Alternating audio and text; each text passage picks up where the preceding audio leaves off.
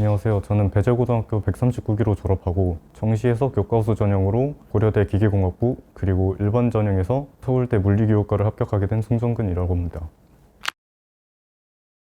저는 입결이 매우 높은 학교를 목표로 잡았었습니다. 하지만 그에 초점을 맞추기보다는 다가오는 하나의 시험에만 집중하자는 마음가짐을 매번 반복하며 응시하고 또 그에 따라 부담을 덜 수 있었습니다.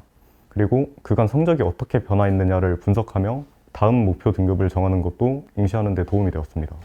내신의 경우에는 문제를 많이 풀진 않았습니다.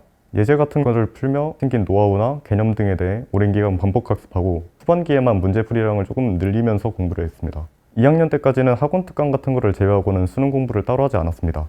내신 공부에서 해당 과목에 대한 실력을 최대한 만들어 놓고 3학년 때 실전 모의고사를 풀며 실전 감각을 익히는 것에 집중했습니다.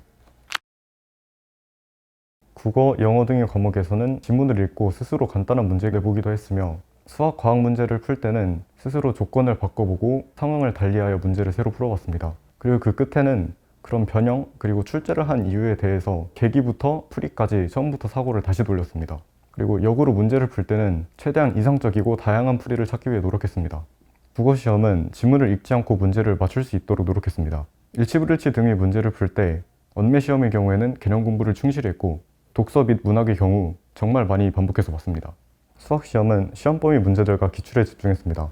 문제가 많고 고난도이기 때문에 보자마자 풀이법이 떠오를 정도로 반복해서 풀었습니다.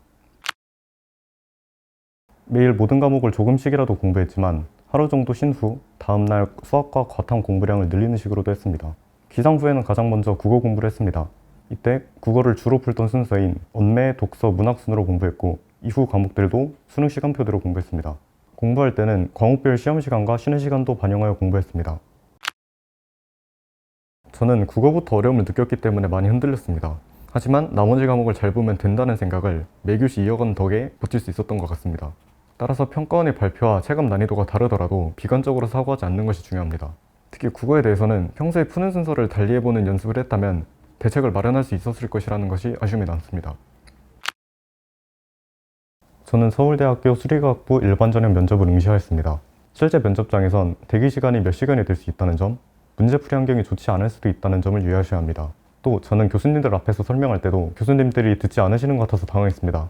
돌이켜보면 그럼에도 소송을 위해 노력해야 했던 것 같습니다. 면접을 준비할 때는 시간 내 풀이를 설명하고 판사하는 것도 중요하지만 결국 문제를 모두 푸는 것이 핵심입니다. 따라서 이를 1순위로 두고 훈련해야 합니다. 저는 초등학교 6학년 중반기부터 구주입회를 다니며 문제풀이 방식을 확립할 수 있었습니다. 특히 구주입회 모의고사처럼 짧은 주기로 여러 번의 시험을 응시했다는 점이 문제점 보완에 큰 도움이 되었던 것 같습니다. 푼 문제량이 순공시간이 전부라고 생각하지 않으시길 빕니다. 항상 다양한 시각에서 바라보는 습관을 가지고 언제나 컨디션 관리를 최우선으로 여기며 마지막에 목표를 이루시길 빌겠습니다.